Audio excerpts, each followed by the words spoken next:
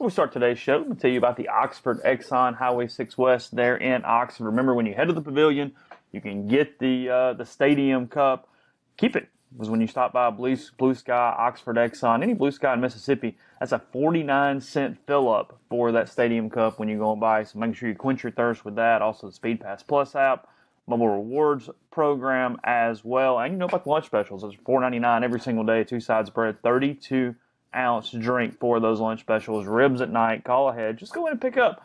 Let them take care of you. Again, with the Blue Sky on Highway 6 West. And we're coming to you from the Clark Ford Studio, 662-257-1900 is the phone number. Highway 25 South there in Amory. Give Corey a call. You know by now, 15 minutes in business hours. You get a quote. Shop it around. Take it. It's going to be the best deal. So when you're finishing the paperwork, mention the podcast. Another $500 off there with Clark Ford, courtesy of the podcast, this podcast, any of the MPW Digital family of podcasts. Now on with the show. From the Clark Ford Studio in Oxford, Mississippi, MPW Digital proudly presents the Oxford Exxon Podcast. I'd say thanks for tuning in, but why am I going to give you a round of applause for something that you're supposed to do, to be frank? And now, here are your hosts, Chase Parham. That broadcast school has really paid off. And Neal McCready. I deserve to be on TV.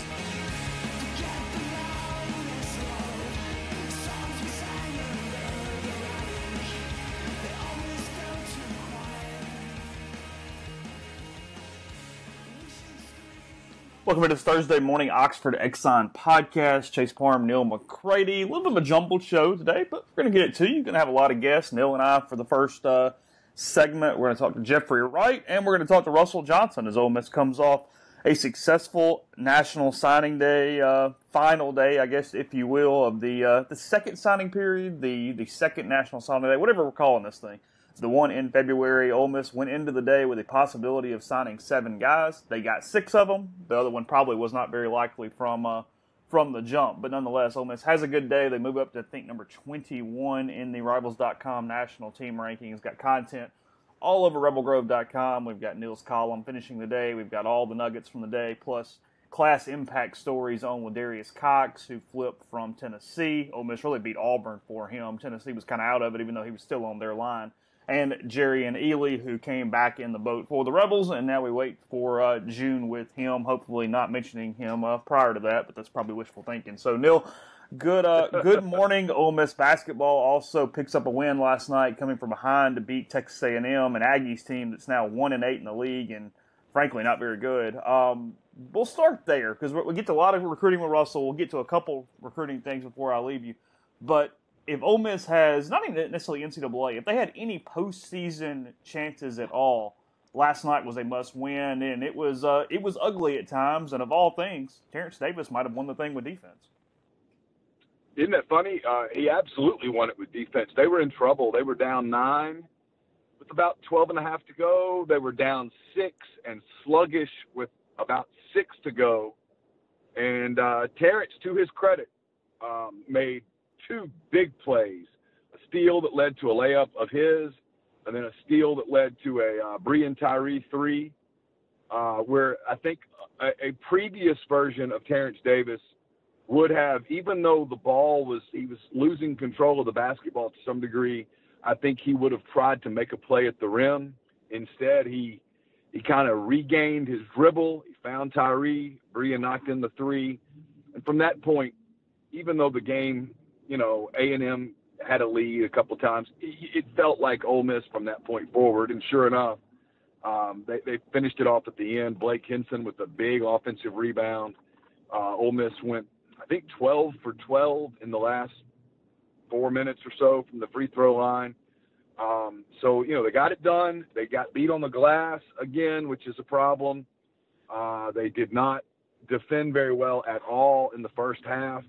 That's a problem. But, look, the beauty contest portion of the season is over, as you referenced. It's now just about results. And there were 2 possible results last night. One was survive and advance. The other was catastrophe. And Ole Miss survived and advanced. The committee, if it becomes an issue with Ole Miss, and we'll talk about it in a minute, if the committee is looking at Ole Miss's resume, it will not look at the Texas A&M game and say, well, it wasn't very pretty, any more than they'll look at the Florida game and say they should have. They'll just look at the Florida game and say that was a loss, and they'll look at the A&M game and say that was a win. And now they go to Georgia. And here's the truth, Chase. People don't like these words about road games and stuff. Georgia lost again last night at Alabama. They did not look good doing it.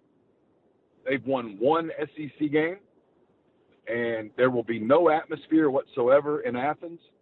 And it is a absolute must-win game for Ole Miss. And if Ole Miss wins it, in 6 days, they get a free shot, an absolute free shot, free space on the board at Auburn against an Auburn team that is very good at home.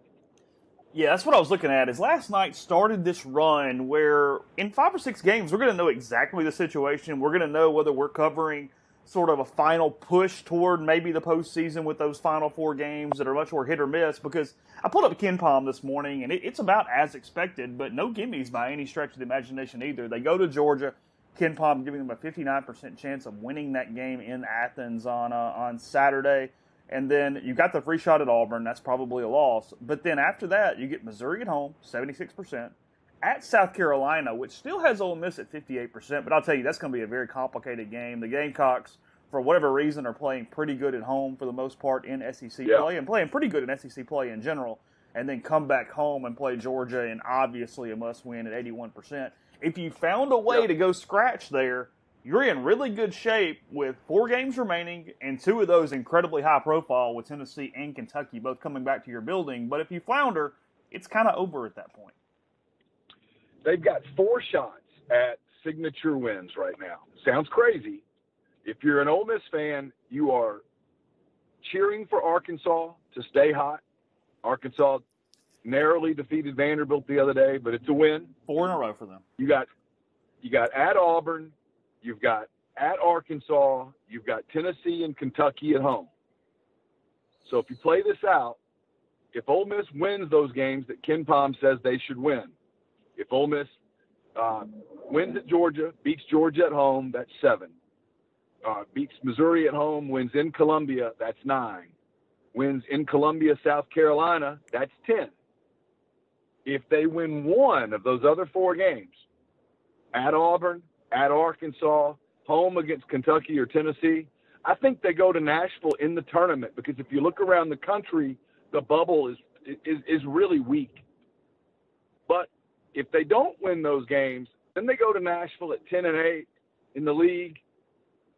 They are the walking, talking epitome of bubble, and it would just depend on what happened around the rest of the country. It would depend on what they did in Nashville.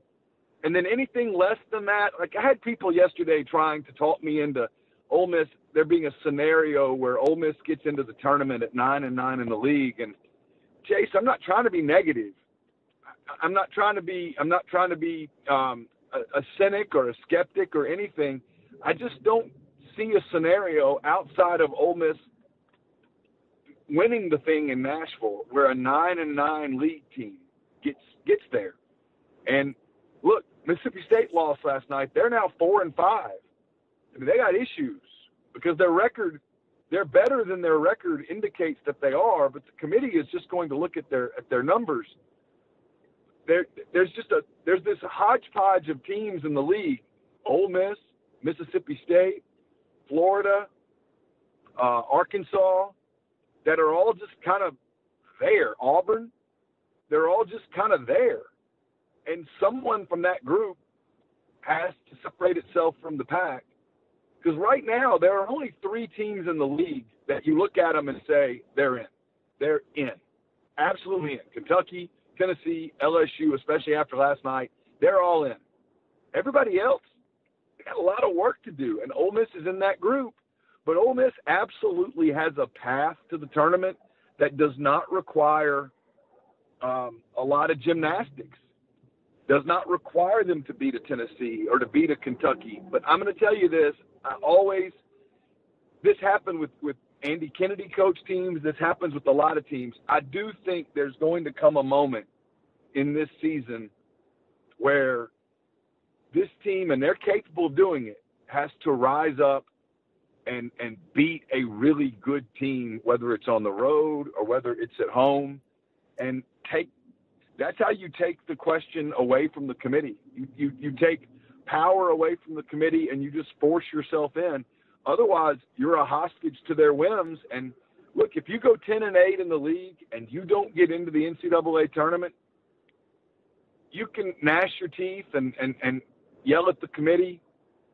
But at the end of the day, you had opportunities that you could have taken care of it yourself, and you didn't do it. And that's kind of where this team is. And I thought it's why last night, in that moment with 6 minutes left, where your season is getting away from you, for Terrence Davis to step up and do what he did on the defensive end, and for them to play with the intensity that they played with on the defensive end in the last 4 or 5 minutes, I thought it was a really good sign. Now they just have to continue to build on it.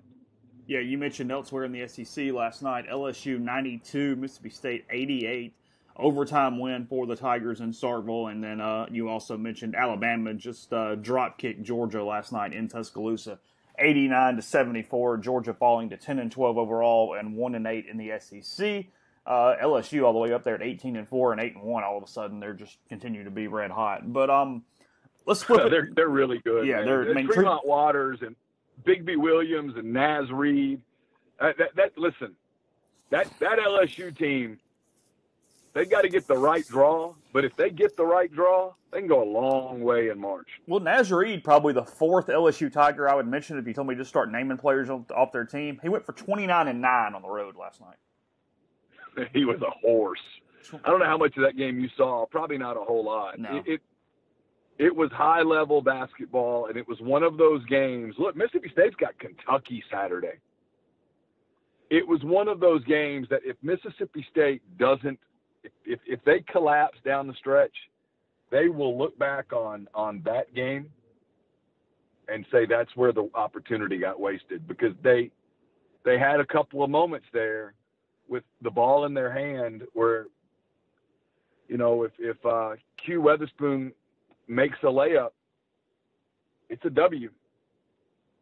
And he didn't. He stayed, as Andy Kennedy was doing the color commentary, pointed out, he needed to stay with his left hand. That's his good hand. Instead, he went right and really kind of eliminated his own ability to make a bucket there. And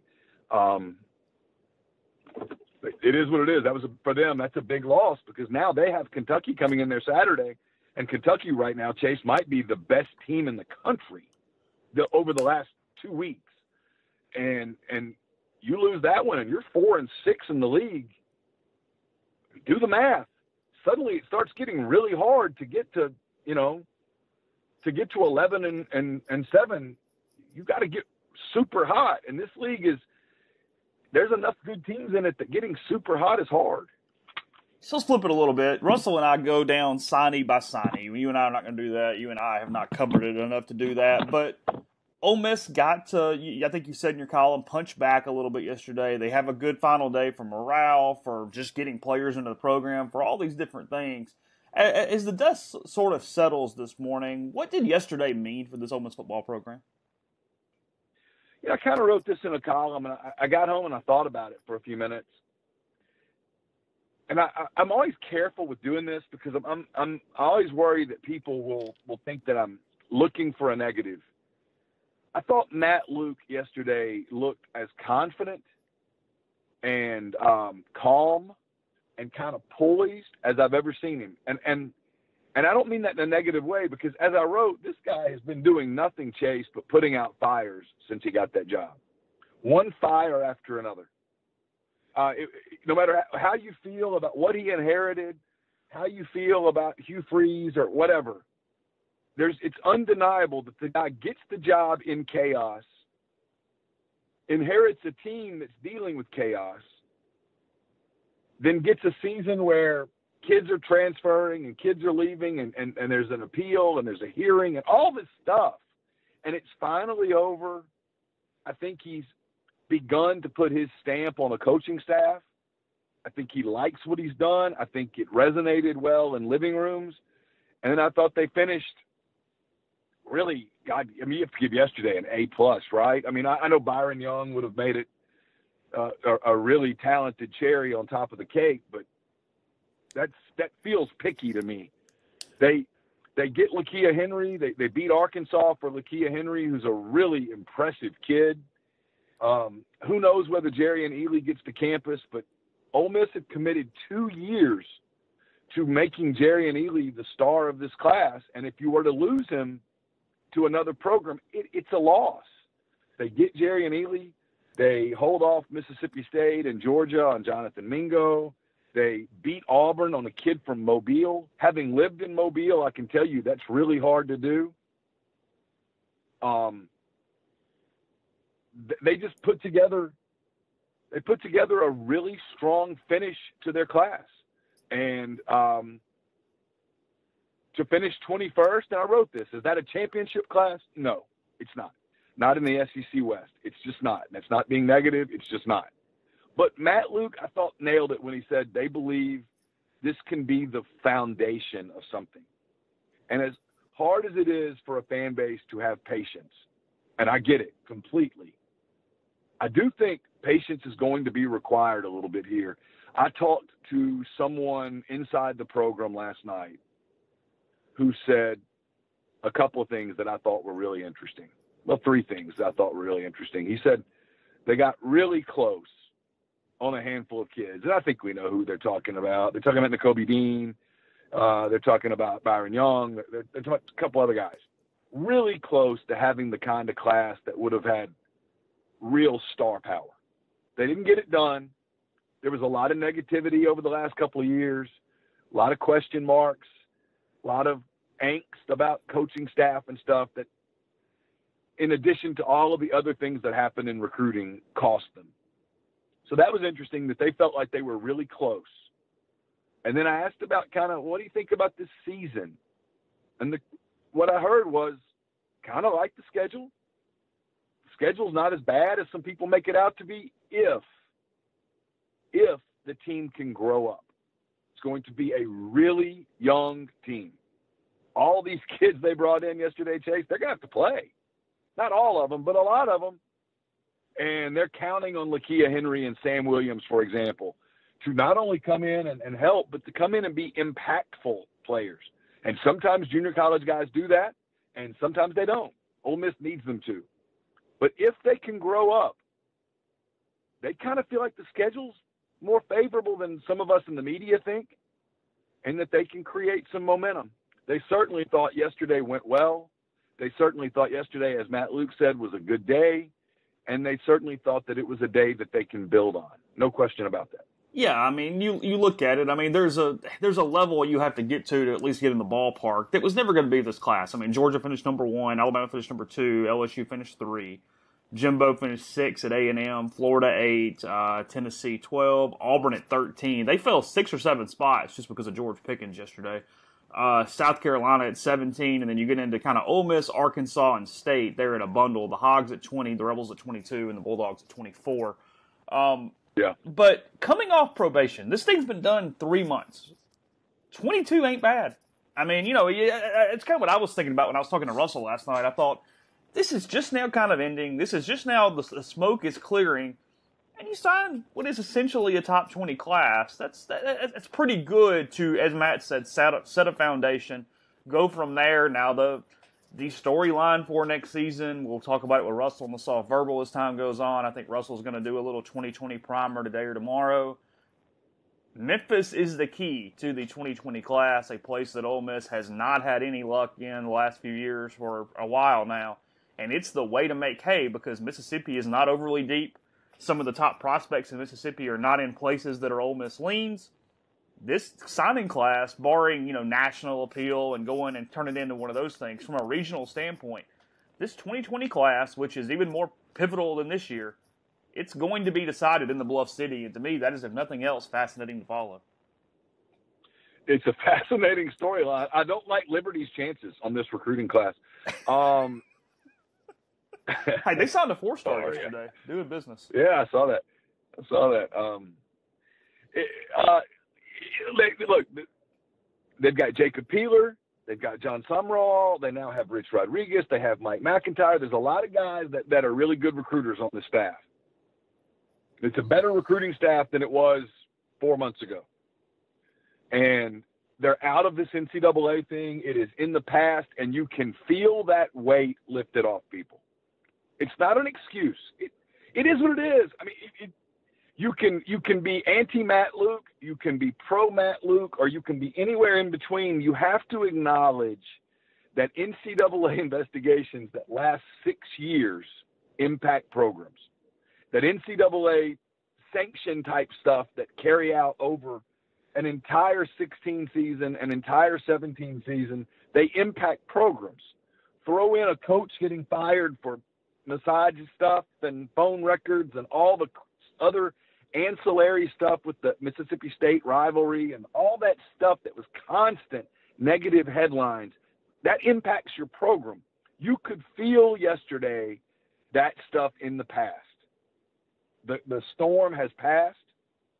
There's a sun in the sky. But now look, we always see the damage after like a tornado goes through and the sun's up the next day and the wreckage is everywhere.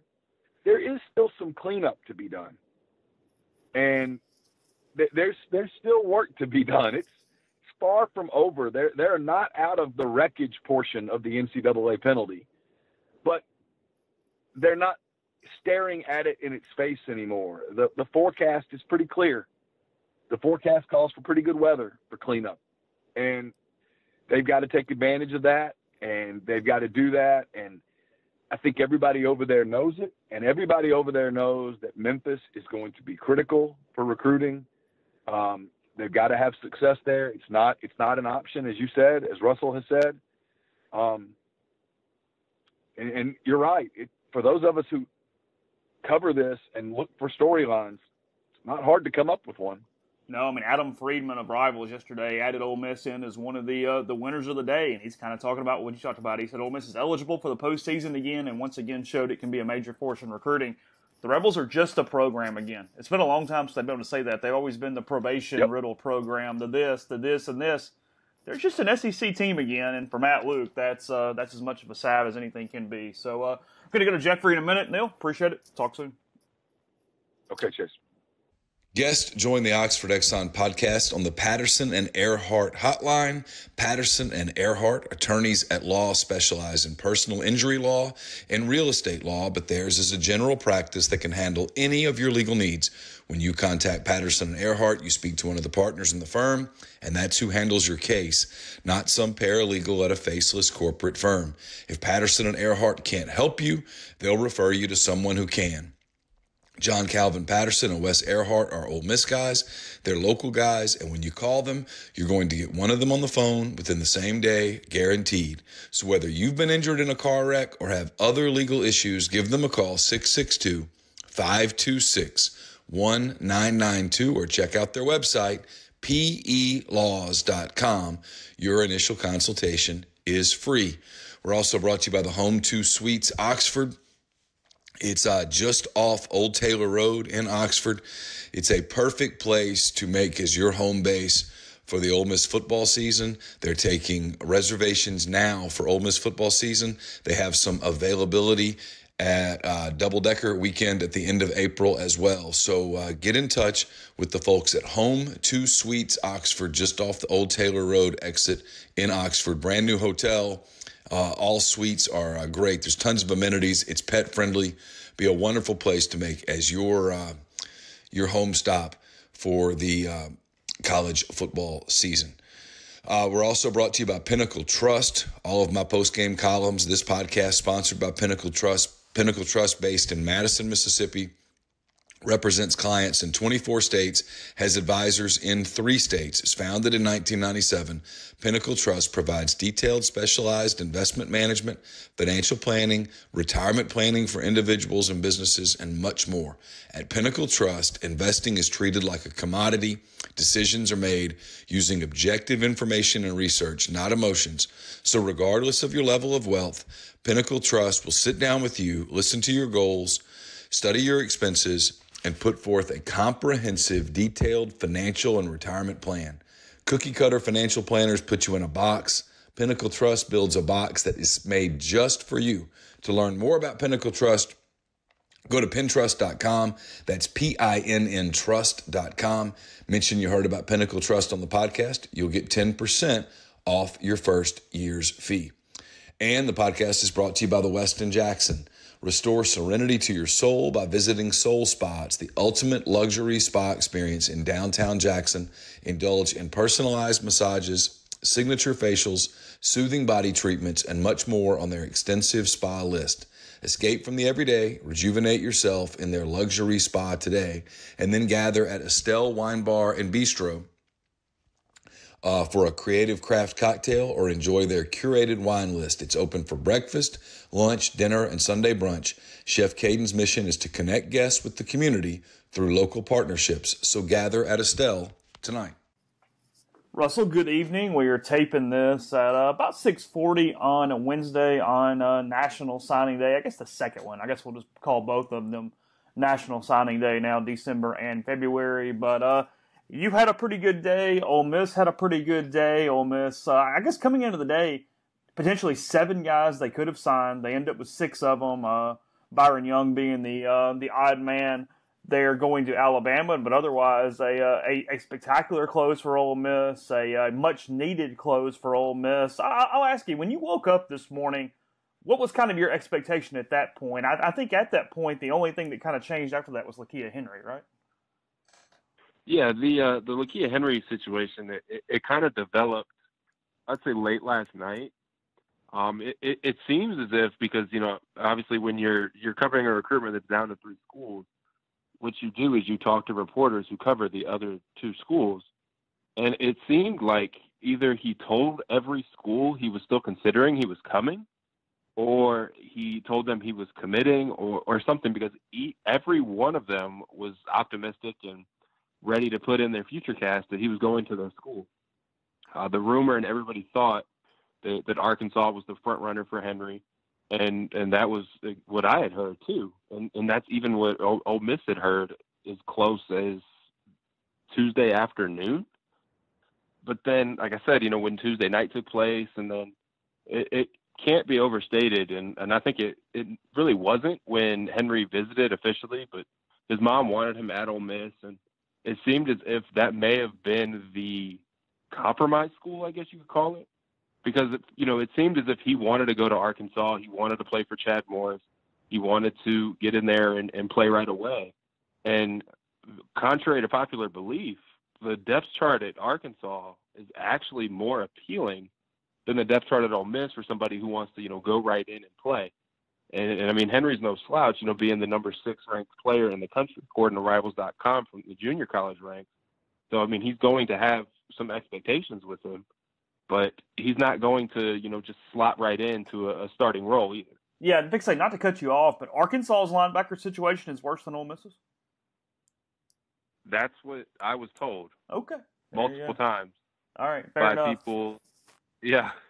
Ole Miss definitely needed Lakia Henry. They did get him. Out of all the guys today, you've got him, you've got, I understand you got Ladarius Cox. He's a freshman coming in from McGill-Tulane. Is Henry the most impactful signee just because of the position and the fact that he does have some maturity on him, being a JUCO kid coming out of this signing class?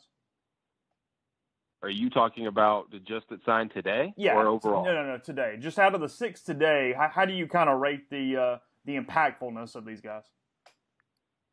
Is this with Ely showing up or with Ely not showing up? You got to factor in that he may or may not. I'll leave that up to you. If Ely shows up, I think he's the most impactful signee today, and I think he's also the most impactful signee in this class. Okay. Not other than that. Okay. If Ely's playing center field for the Rangers AA affiliate in August, then what do we do from there? That is the tough situation that Ole Miss has kind of placed themselves in. In a way, they're the Oakland A's.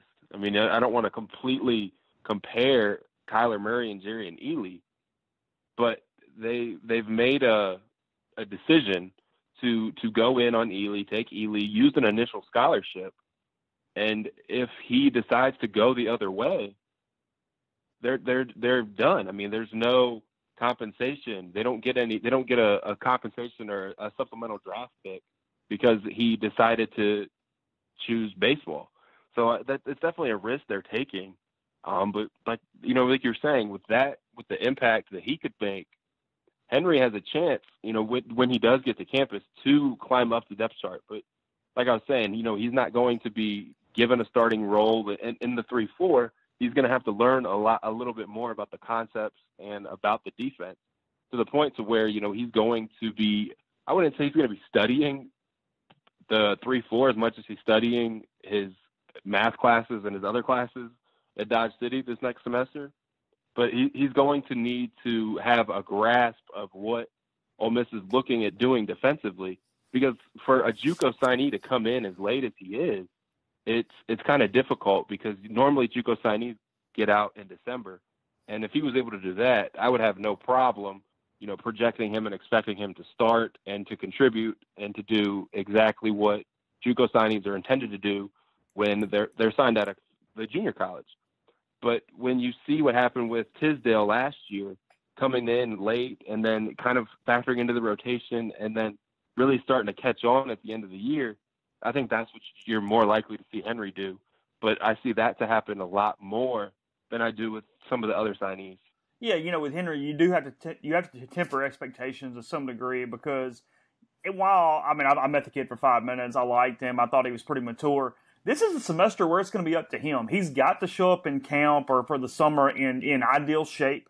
He's got to be in conditioning, ready to get on the field as soon as possible and not have to spend that 10 to 14 days acclimating to what you should do from a strength conditioning standpoint.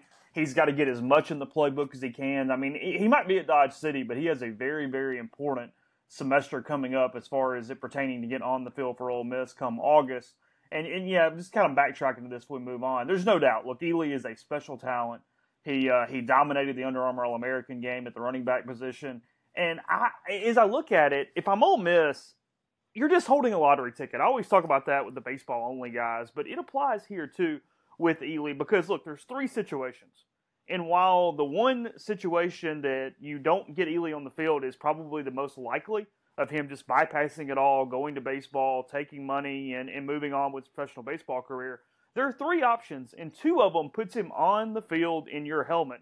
And that being either he tells baseball to stick it and he plays football and baseball at the college level, or because of the Kyler Murray situation, and we'll write about this on rebelgrove.com for months leading up to the draft in June, there's a small sliver of a window of a possibility of him potentially falling a little bit and a team offering one of those, hey, go play football but come play baseball for us and do that deal like Kyler Murray as well. Well, again, we'll get into that much more later, but that's why I like this lottery ticket for Ole Miss, is even though, yeah, there's one scenario that sticks out as the most primary and the most likely, I do like that of the 3 scenarios, if you're Ole Miss, 2 of those equal him on a football field for you come August.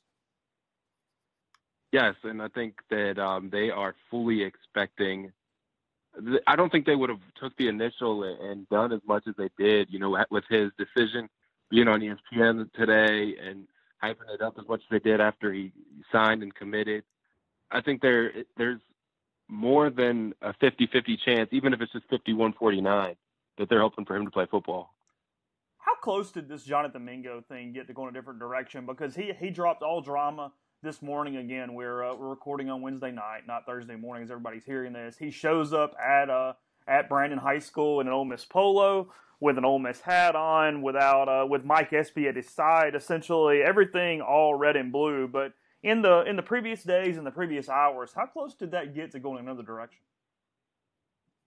I would say when he was at Georgia, I would say he came pretty close to, kind of ready to reopen things in his mind, but he never put that to print. He never put that anywhere. He never, talked about it. He never mentioned it. It was more of reassessing the situation at Ole Miss under Rich Rodriguez with Mingo. And he heard the negative recruiting from schools all over the country about how Ole Miss was going to be running the ball and he was going to become primarily a blocker, and that it was just not going to be the NWO that he was quote unquote signing for at that time. And with that being said, Mingo met with Rodriguez, he met with Peeler, and he asked questions. He was prepared when they came, and he knew what he wanted answered, and they were able to answer those questions. Now, were they a little bit worried that he went to Georgia this past weekend? Of course they were. Who wouldn't be worried about someone going to the University of Georgia, who I believe is signed the number 1 class in the country according to Rivals.com today. Including flipping George Pickens, who had been committed to Auburn for about 600 days. Yes, and Pickens and Mingo were going for one spot. Gotcha. And I think they may have gotten the assurance that Pickens was going to make that decision, and they decided not to put that full court press on Mingo. And once that happened, Mississippi State was still squarely in the mix there with Mingo. And I would say Monday night, either Monday night or Tuesday morning, that was when, he had kind of made that decision. He wasn't going to flip.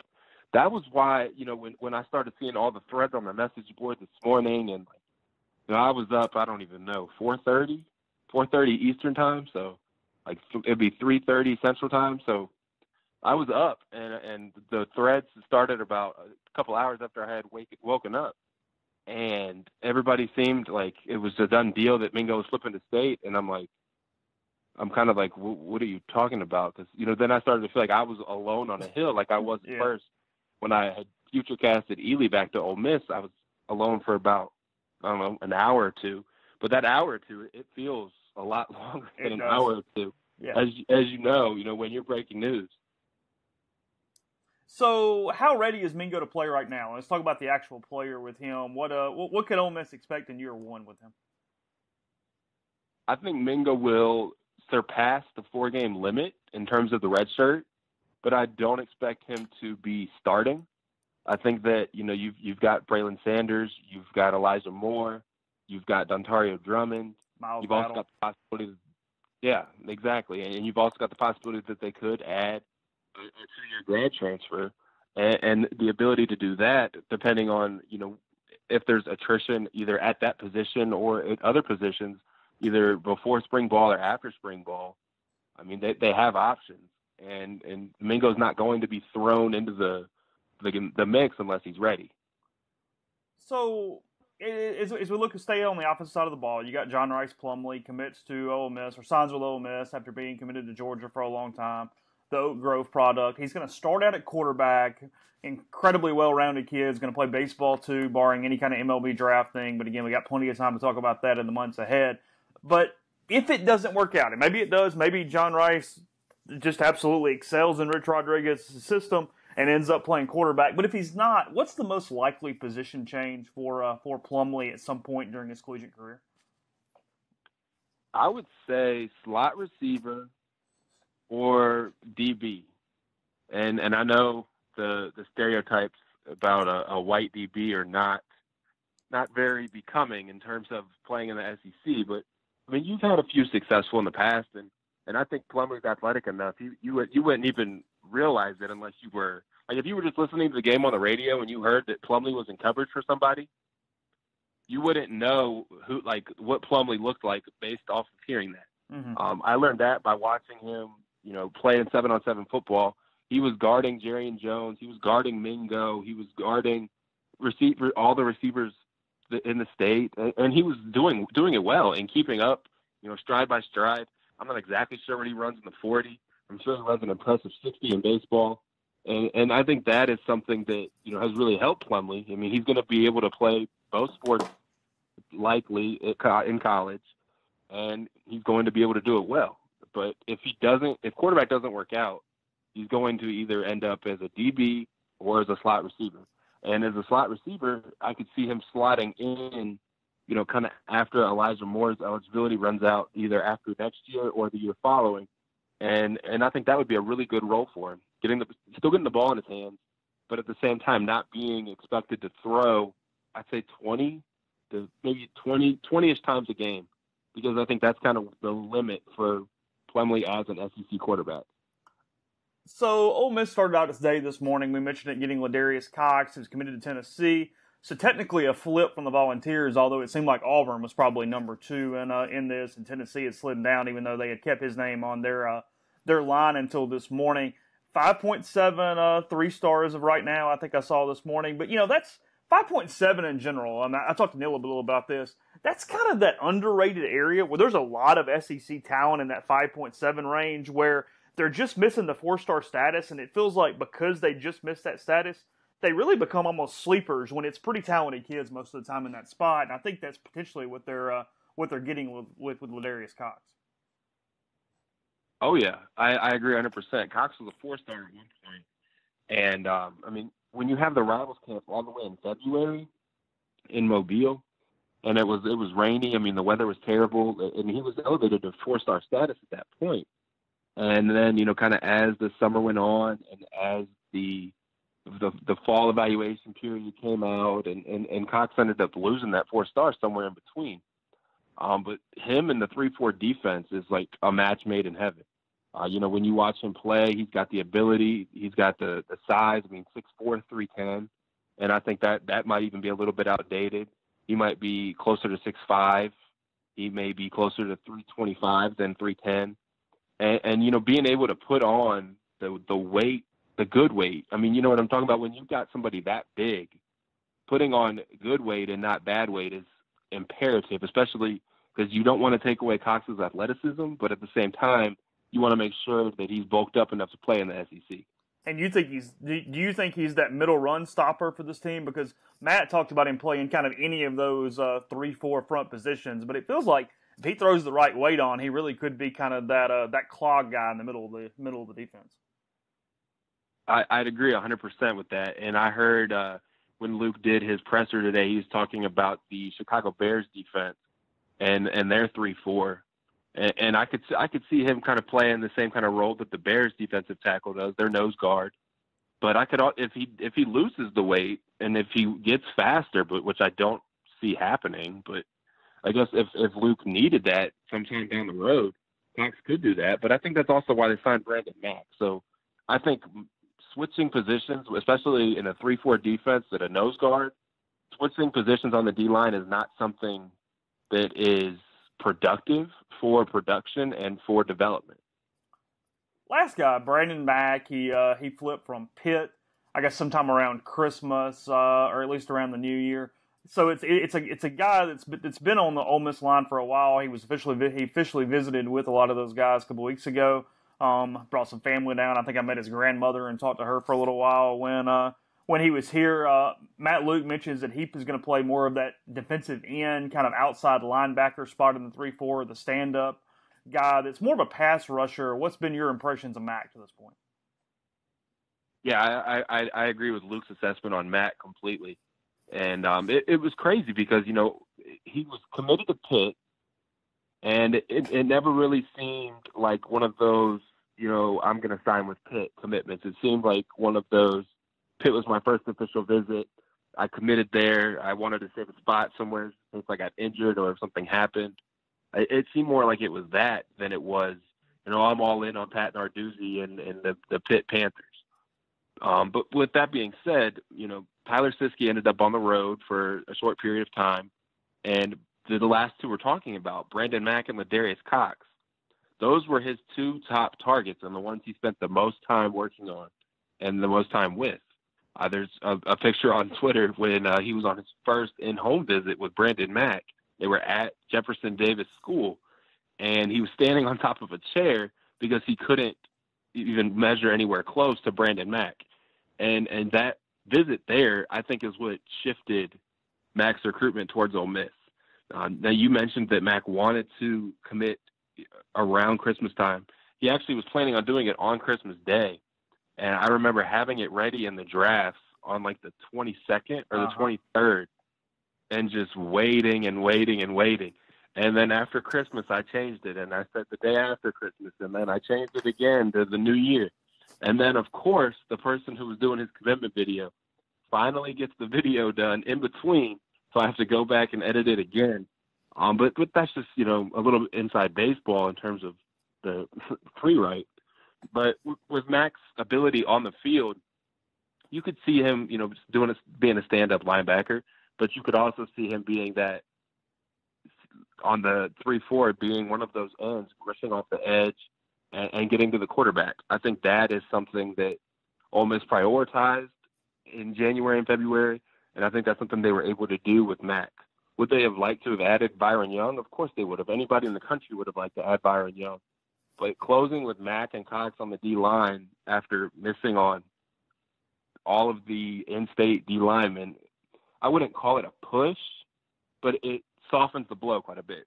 Yeah, kind of last thing, it's a very obvious kind of dull question, but Ole Miss having the close that they did today, what does that sort of just do from an energy standpoint and a morale standpoint, and as it's kind of a positive as Ole Miss does move into 2020 now?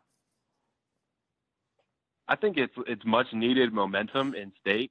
They have one commitment for the class of 2020 right now, and that is Eli Acker from Heritage Academy, I think it is, yeah. And with Acker, I mean, he's been committed for so long that sometimes I think it gets kind of lost in the shuffle. But having just one commitment compared to the multiple that Mississippi State has, I believe they have either four or five. But they've done a really good job recruiting early in state.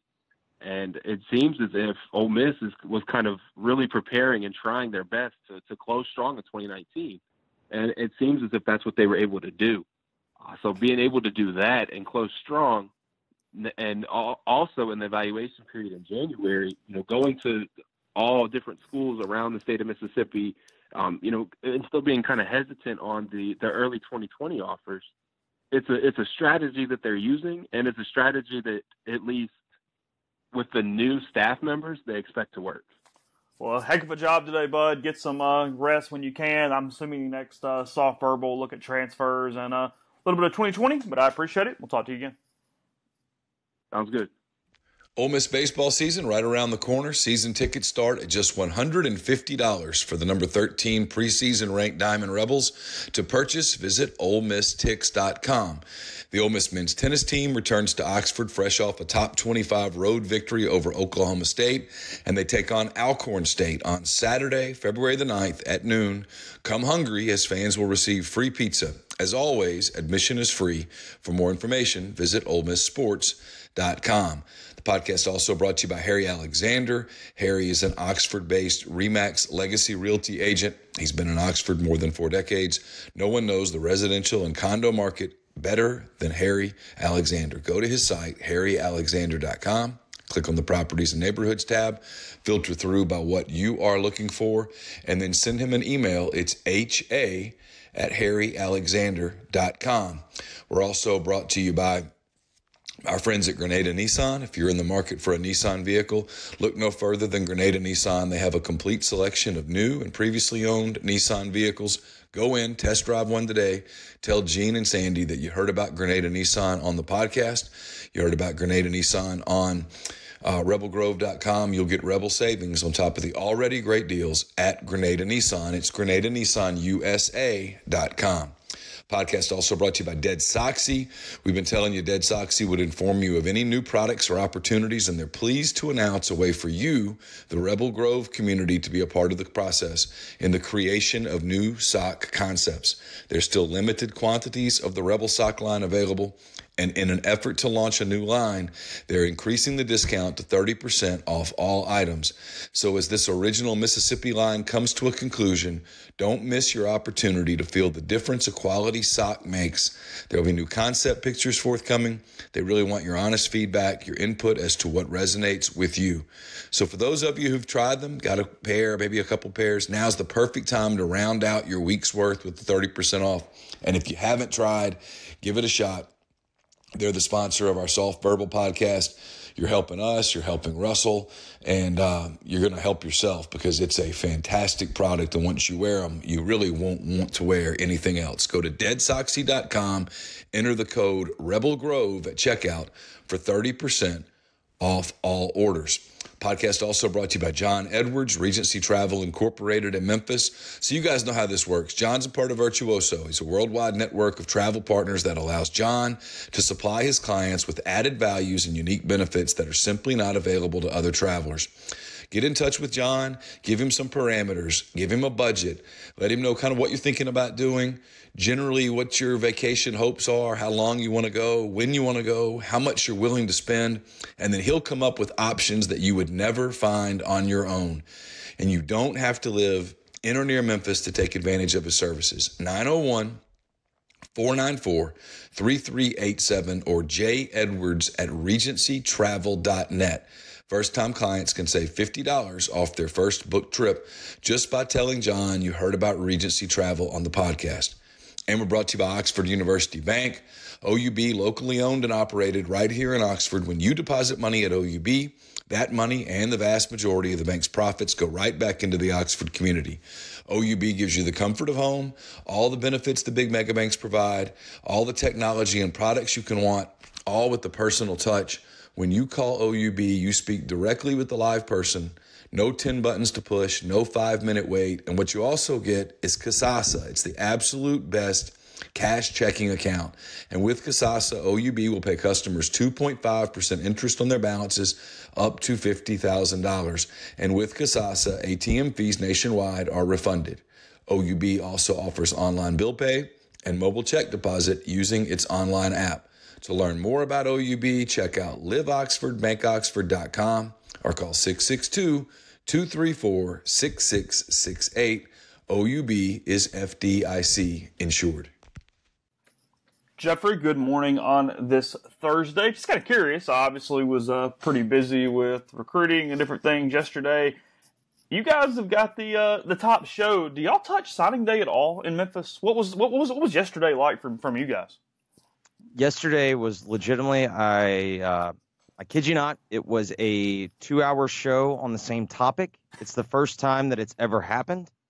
And I'm, as a producer and as someone who his livelihood is greatly impacted by how his show rates, I could not have been more thrilled. It was entirely focused on trade rumors between Marc Gasol and Mike Conley. I mean, you know, you can laugh out there thinking like, oh, the NBA, roll your eyes. But I mean, the Memphis Grizzlies have not existed without a Gasol on the roster. And that is likely to change today. I don't know if it's a certainty to change today, but it is likely to change today. And then you factor in that Mike Conley is, I think his contract, I think he will give you he'll definitely give you a better return in a trade, but I also think that he's probably at this point a little bit more sought after despite having a expensive contract. But I do think that overall, if the trades were being made in a vacuum, I think he would probably be moved more easily than Gasol. So because of that, it was legitimately a one-topic show. We didn't even set out with it being a one-topic show. The Jay Hopson quote broke right in the middle of it. I'm trying to think. Signing day, of course, was yesterday. I've got a buddy who writes for the Sporting News, and I talked to him on Eric's show yesterday, and he said the same thing. He goes, listen, if our traffic's any indicator, and it is, yesterday wasn't signing day. Signing day was in December, which is something that we've basically known all along. I wonder if there was some oversaturation with signing day, because even the December signing day doesn't feel remotely anything like signing day did 5-6 years ago. It's 5 days before Christmas at a really busy time with so many other things still going on, instead of the February one when it was the day. There was crap going on. The Super Bowl's over. This is over. That's over. They just kind of have their own day. In December, they don't have their own day. And it's changed everything. I mean, it's changed how we have to go about our business, because signing day used to be this huge thing you built up to, and you gain subscribers, and then you try to hold on. Instead, you got to have a lot more of a steady flow, because we just don't get that influx for recruiting like we did when it was, hey, everybody's gearing up for the entire month of January.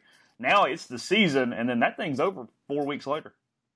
I think there are several factors at play. I think, number one, a lot of the people that cover recruiting do a pretty good job.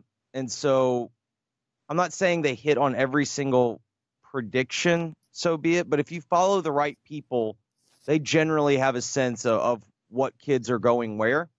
And so there's not the surprise anticipation for the event, that there once was. I also think there has been I also think there's been some overexposure to all of the announcements, and I just think everyone's kind of done with them. You know what I mean? Like, I think once you've seen one kid pull out 4 different hats, and then, you know what I mean? Like, you're done with it. I did like the kid that signed with Kansas that had like 4 T-shirts, and he kept peeling off T-shirts until he finally didn't. He had nothing else to peel off, and then he had painted his chest Kansas. I liked that. You didn't think that was not be a fan? You did not think that was one of the stranger moves of the day? I kind of rolled my eyes at that one. I'll be honest. I liked it because we've seen everything with the hats, like, and I didn't feel like he was ripped enough to think that like that. I didn't think that. I thought he was drawing attention to himself in a positive manner. I did not think that he was drawing attention to himself to say, "Look at me, look how cut I am." So, like, had you not known him, and that had been like the move DK would have made, you'd go, "Hey, he just wanted to take his shirt off." Yes, exactly. Okay. Yeah, if anyone who's like a sculpted modern Greek god, yes, then I agree with you. But I thought there was some humor in the moment. Okay, fair enough. But I think all of those factors come into play, and then I just think there's fatigue, man. Like anytime you get exposed to something like that time and time again, and there's so much coverage of it, I don't think the interest is there. I don't want to stay on basketball, but I do want to go back to it for a second because you mentioned Conley and Gasol, and I read Calkins' story about kind of what Gasol meant to Memphis and just that era that is obviously ending. And I get it. I completely understand the sentimentality of it, the honesty of it in a lot of ways. Is it somewhat bittersweet, though, that they weren't able to kind of turn that into the next era immediately, and it's going to be, at least in my opinion, from just looking from the side, such kind of a rebuild and such a line of demarcation on competitive to not competitive, at least as it ends? Yeah, we set an over-under on the next time that this franchise would be 7 games over 500.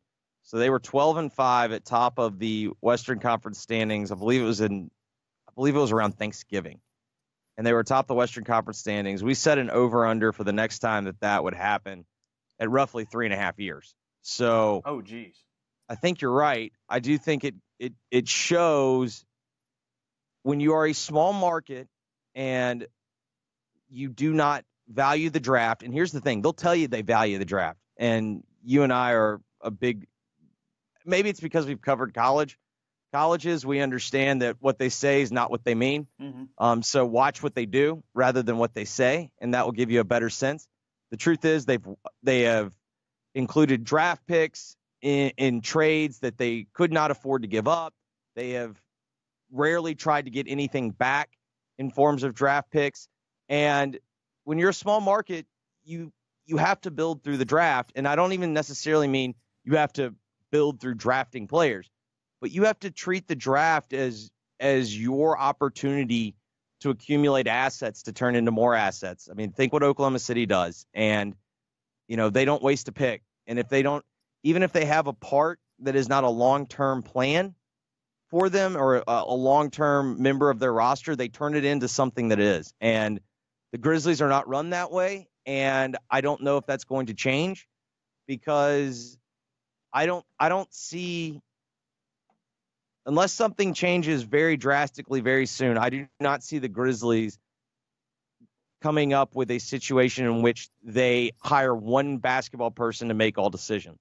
Right now they're doing this kind of group think, and no one in the room trusts the other one, so you wind up with all this indecision, and you wind up with what we saw last year with Tyreek Evans at the trade deadline. You don't make any deal. And so they're just in this really horrible holding pattern of sucking, and I don't know their way out. You mentioned it a second ago, not really teasing, but I do want to go back to it. Jay Hopson yesterday, after Southern Miss, admits that they interviewed Art Briles, talked to him, and they would not be offering him any job. Hopson comes out and says he disagrees with it. He talks a lot about religion and second chances. I'm not going to quote the entire thing. But completely on the opposite side of the Southern Miss administration, he was, as expected, killed on Twitter following that? What sort of is your reaction for a guy that I know a little bit? I mean, I don't know if he's PR savvy or not. Clearly not yesterday, but I never expected him to be the lightning rod to really kind of throw the spear into this thing. Yeah, I know Jay a little bit. I don't think Jay's smart, personally. Okay. I think Jay's a football coach. Got mad and went public. Yeah, I think he was mad. He had clearly made the hire. You know what I mean? Oh yeah. He was fully expecting Art to be running some ball for him. Yep, and I think he saw an opportunity. I mean, make no bones about it. Art Briles is a very good offensive mind. He has consistently put up large numbers of production on offense with a variety of different playmakers and whatnot. So he's very good at that. I don't take that away from him. But that statement was so tone deaf and so wildly out of touch with the moment. I mean, for God's sakes, Chase, he basically said, well, yeah, some bad stuff happened at Baylor, but it wasn't his fault. Let's take a break in the show to tell you about Community Mortgage, Oxford, Memphis, Soto County, and Chattanooga. Underwriting and processing is done in Memphis. You're getting local underwriting that understands your market, a leader in condo financing in Oxford, and the float down option, which allows you to lock in the current rate. But if rates go down before you close, you get that lower rate. You can find Jason at 662-234-2704 or JLowe, that's JLOWE, at communitymtg.com. Also been telling you about G&M Pharmacy there on South Lamar in Oxford, everything from MedSync and free delivery to your home or workplace. You can also transfer your medications over to G&M simply by calling them at 662-236-2222. They will take care of the rest, as I have done myself, and they are one of the few pharmacies in the area that does the compound creams that can help you out for nausea and vomiting, erectile dysfunction, and much more. So again, everything you need in a pharmacy in your hometown. That's 662-236-2222. Podcast also brought to you by Visit Oxford. That's visitoxfordms.com/events.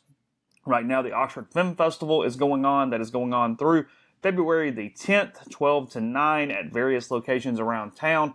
On February 7th, which is today, you've got the annual Francis McEwen Library Show at the Public Library from 10 a.m. to 8 p.m. The Empty Bowls lunch today from 11 to 1 at the Oxford Conference Center. And much, much more, including Thacker Mountain Radio tonight at 6 in front of Off Square Books. And, of course, we'll tell you about Scripted Jewelry, scriptedjewelry.com. Go to the website, see all the things offered there for you. You can see what people have recently purchased. You can see all the different ways to put fingerprints, your a special message, your John Hancock message to that special someone in your life. Make it very personal with Scripted Jewelry. You can't go wrong there. Remember, when you check out, use Rebels10, REBELS10 for an extra 10% off with scriptedjewelry.com. Yeah. I mean, that was the premise. He was not charged with a crime, I believe was the way he put it. Yeah. Yeah. And that's making a wild... First off, that's very stupid to say.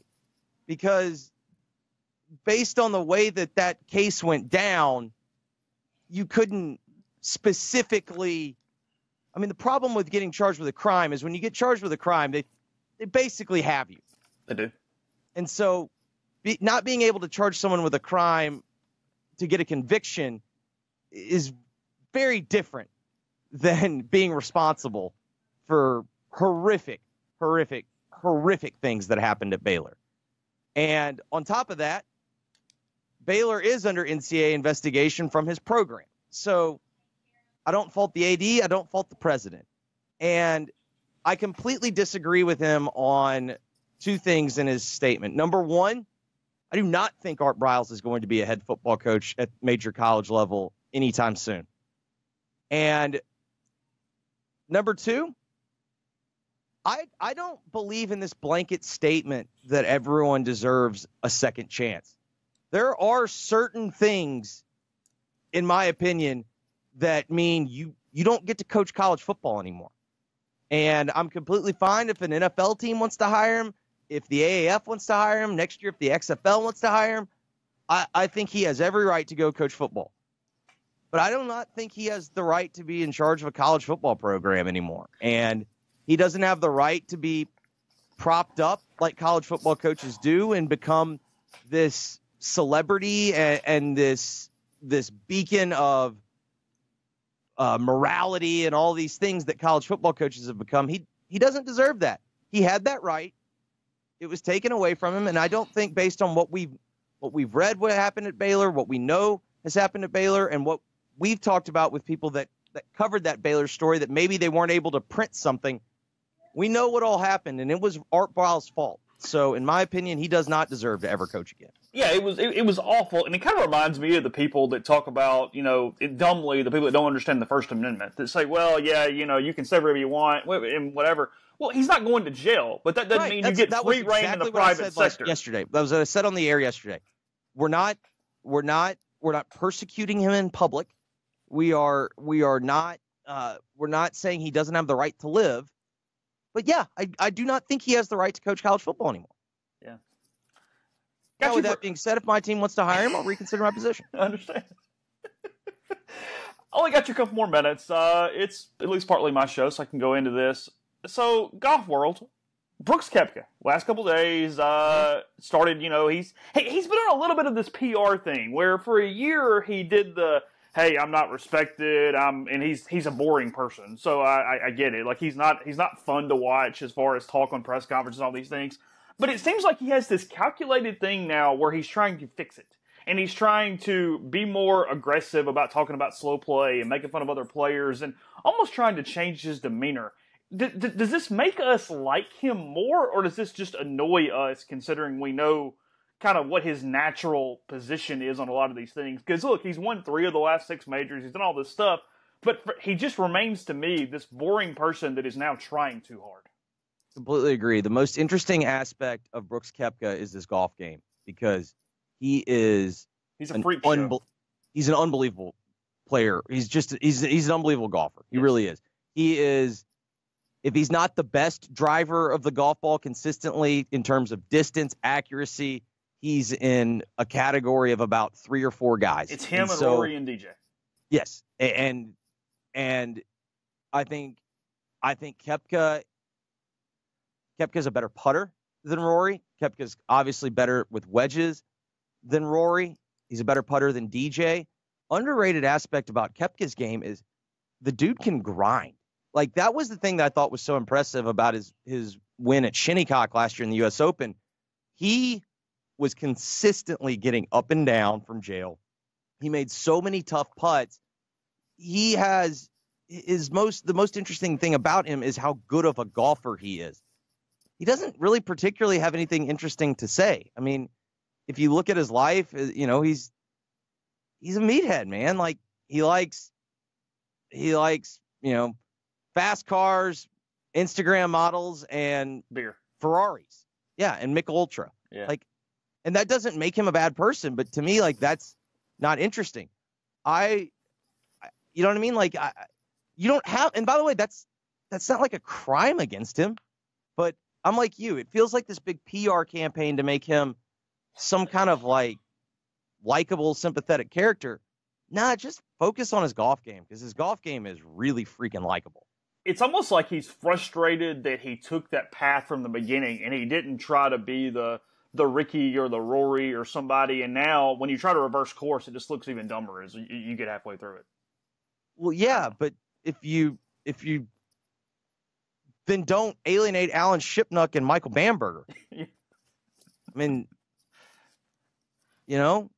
because and don't get all literally. It is over the fact that he's upset that in a picture with Dustin Johnson and him, Dustin is 6'3", 6'4"-ish. He's 5'11". He's not nearly as big as everyone tells you he is. But their personal trainer is our size. And on the cover photo, it looks weird. And so the editors made a decision to not put Joey D on the cover of Golf Digest. That's what this whole thing starts over.